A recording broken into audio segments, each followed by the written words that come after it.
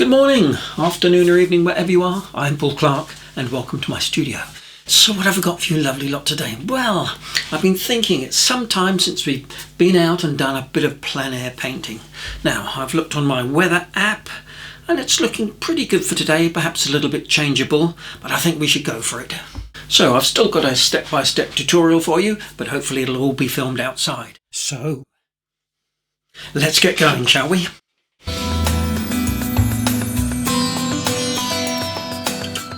Today's materials. Now, at last I've got a chance to try out this Meeden watercolour field easel. Now, it's got a fairly sturdy tripod stand, a slightly wobbly adjustable top tray for your pad.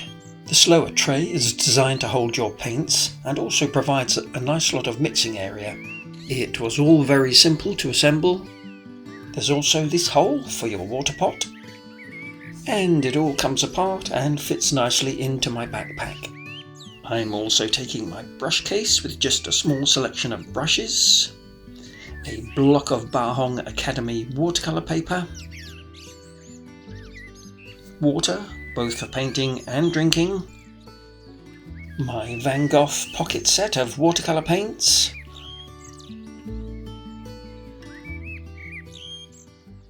my phone in case I get lost, which is unlikely as I'm planning to only walk about 50 yards up the lane, and I'm ready to go. It's a lovely morning, the sun is shining with not a cloud in the sky. I'm just looking for a simple little scene, an old gate or a bend in the road.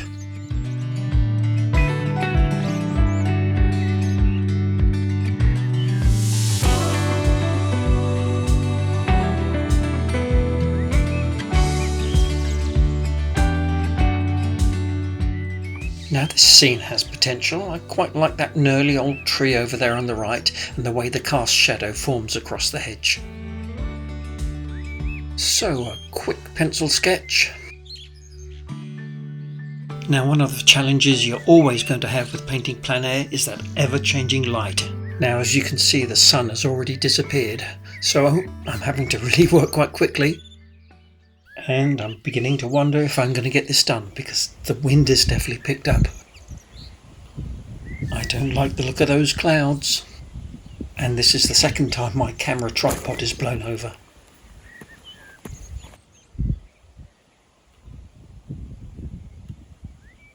No, that's it, decision made. I'm a fair weather painter. It's beginning to rain, so my studio is sounding very inviting. So we'll start again with this tutorial in the comfort of my studio. And here's the quick pencil sketch. No drawing template today. I think this one's fairly easy. Off we go! And starting just by putting a few blobs of clean water in the sky, not totally wetting it. Now I'm using my Van Gogh pocket set, so all the colours I'll mention are from this set and I'll list them below. So this colour is a 50-50 mix of cerulean blue and ultramarine. And I'm going to paint this in a really loose, spontaneous way. And you can see I'm holding my brush right at the end. Just gives me a lot more movement with my brush. And we can pretend we're painting it outside because I'm going to be painting it in very much the same way. Just a little touch of warmth with a very weak mix of yellow ochre. And a little touch of shadow here with a very watery mix of Payne's grey. And a little dab here with a dried tissue to suggest a few clouds.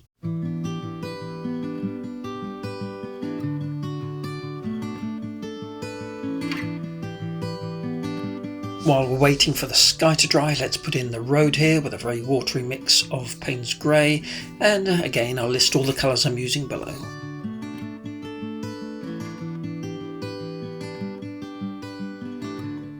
Lifting out here with a clean damp brush. A little bit of splatting here with some Payne's grey. Gone up in the sky, dab it out.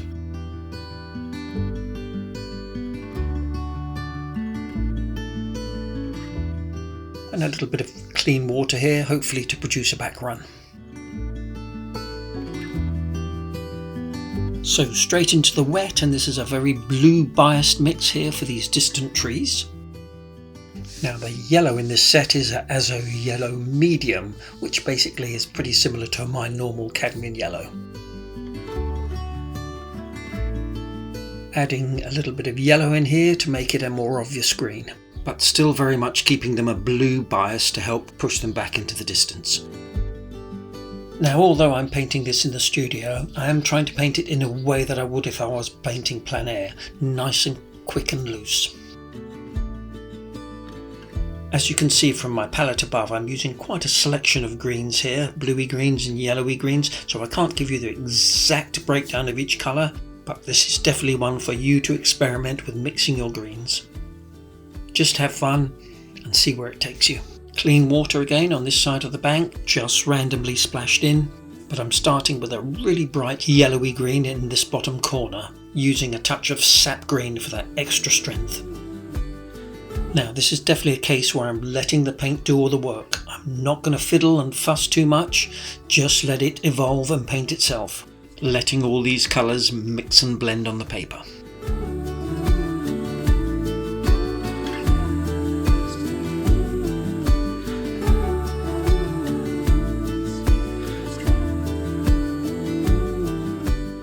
Of course, you've got to love a bit of splatting. Now, I have heard people say that splatting can be a bit gimmicky, which is true if it's overused, but it is a great way of getting paint onto your paper without disturbing the washes. Nice and dark here with a real thick concentrated bluey green.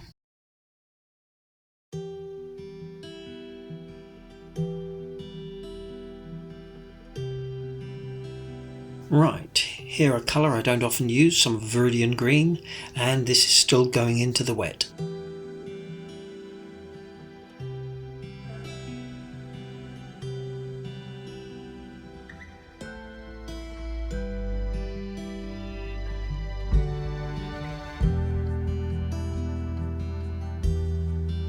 And while that's still wet, dropping in a few dollops of clean water, hopefully to give me some back runs or cauliflowers.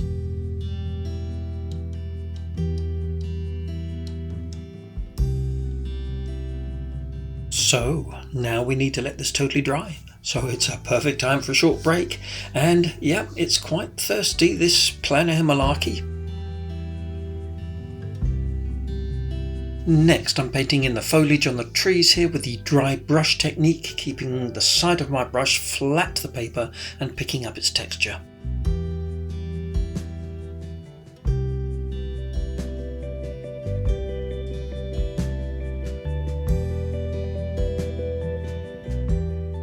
And while that's still damp, dropping in a darker green on the bottom edges.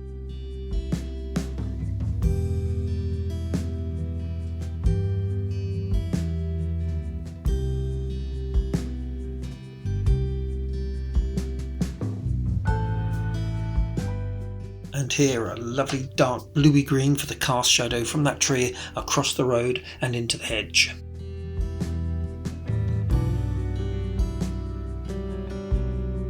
A few little splats here up in the tree canopy to suggest a few little loose leaves.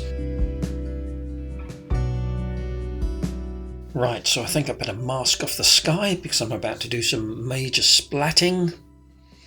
And here I'm using some burnt umber.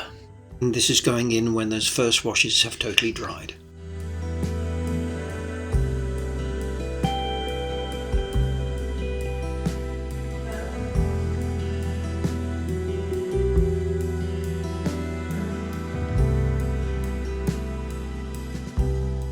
Now, using this pocket set doesn't give you a lot of room for mixing, but we're going for it.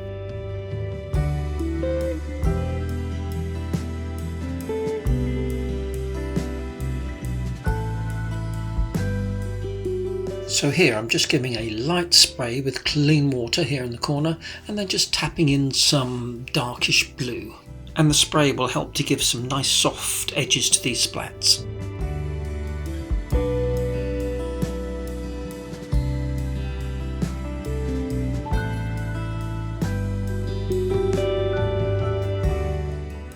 And here you can see that motley effect that it's created once it's dried.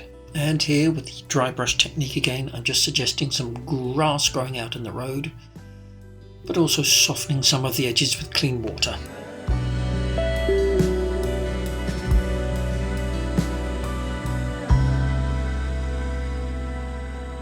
And here I'm just continuing that cast shadow across the road with some Payne's grey. Quick little dry brush stroke here to get some more texture on the road. And here just taking a very watery texture of the green and putting in some texture in the banks here, but not overdoing it, but keeping it nice and transparent. A little suggestion of some trees way in the distance. Next, to paint in the trunks and branches, and I'm using a 50-50 mix of burnt umber and ultramarine blue, using my number 6 brush and just lifting off with each stroke to get those nice tapered ends. Same over here, less is more. You don't need to put every branch in, but certainly leaving some of the gaps for the green to show through.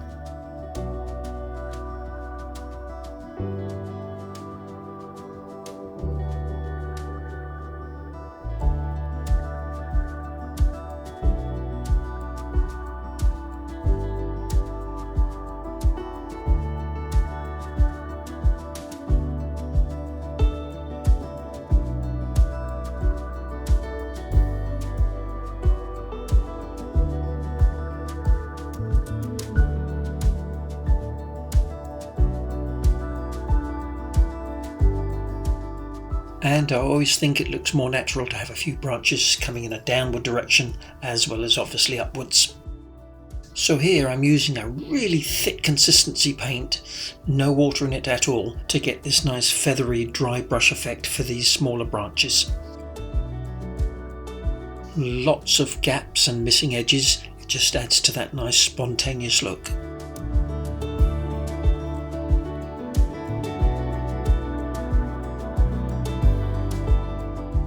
And same here, always trying to paint with one quick stroke.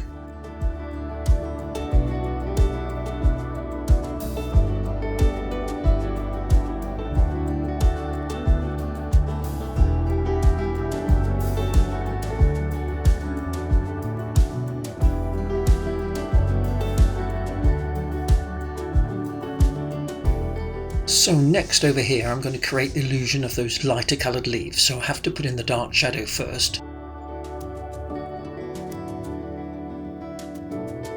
And then I'm doing what we call a bit of negative painting, which is painting the shadow area to give me the shape of each leaf.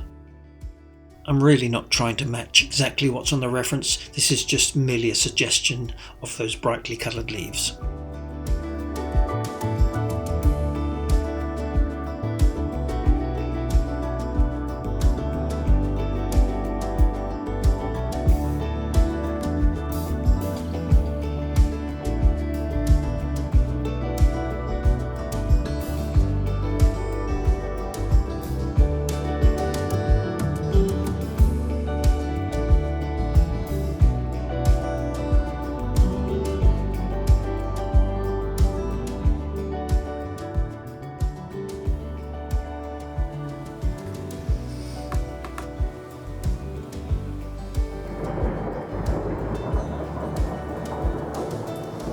Wow, did you hear that? It's not one of my sound effects, I promise, it's genuinely what's happening outside. From a beautiful sunny morning, now we've got a thunderstorm. I don't know if you can hear it, but it sounds like hail on the roof. Hang on a minute, let me just stick the camera out the door for a second.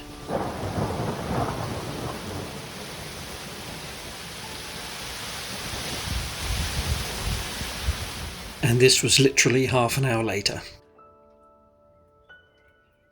Right, back to the painting, and here using my number 6 brush and some dark green, I'm just painting in a few long grass details.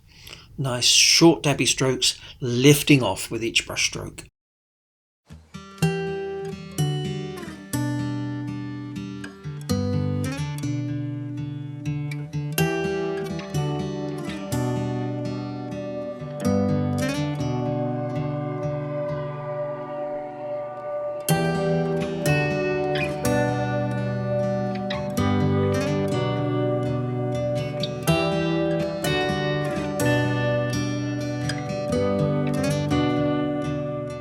Beginning to overdo it a bit, let's just move over onto this side of the path.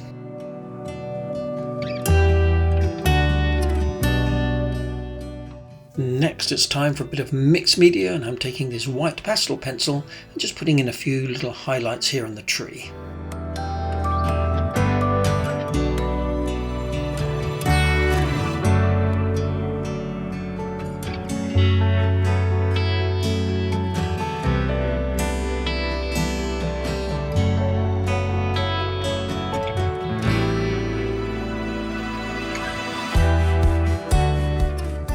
And next taking a yellowy green pastel pencil and just adding in a few leaves and grasses.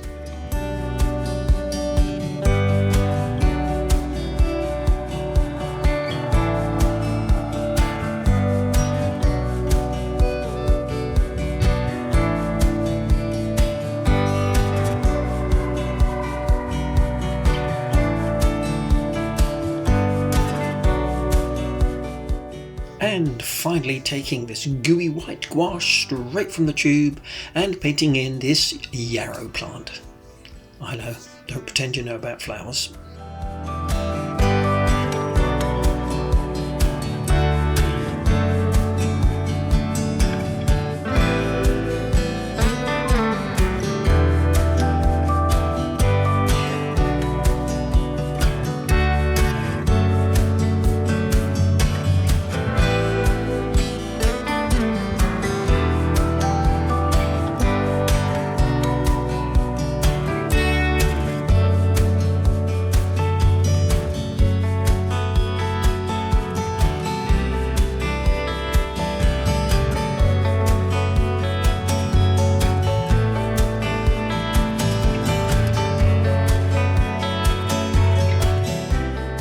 And just a few over here, much smaller on this side of the road.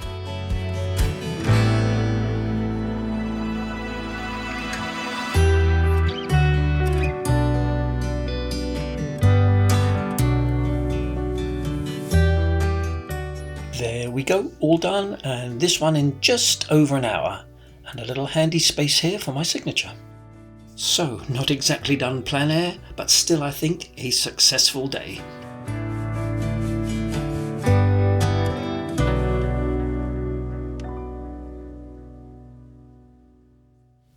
Well, I hope you enjoyed that as much as I did, even though the day didn't turn out exactly as I planned, but you'll give it a go. And I really do recommend, if you get a chance, to get out there and paint en plein air. It really can be a great experience. But in the meantime, please don't forget to like, subscribe if you haven't already. It is free. Leave a comment. I do read every single one. Can't always reply to them all. And I look forward to seeing you all again next week for another Watercolour Wednesday. Have a great week, everyone.